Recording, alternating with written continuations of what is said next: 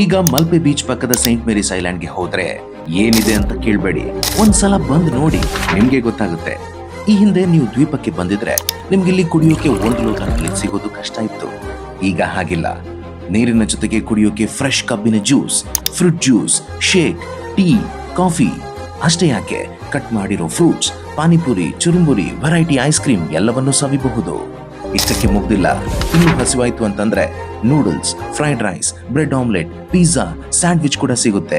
White ನಿಮ್ಗೆ ಇನ್ನೊಂದು ಹೇಳೋದಿದೆ.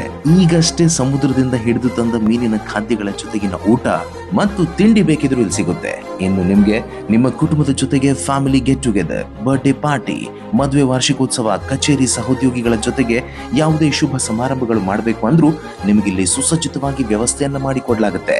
ಇಷ್ಟೇ ಅಲ್ಲ, ನಾನ್ ತೋರಿಸಿದ ಕಡಿಮೆ ಇರಬಹುದು, ಆದ್ರೆ ಇಲ್ಲಿರೋ ಐಟಮ್ಗಳ ಸಂಖ್ಯೆ ಇನ್ನೂ ಇದೆ.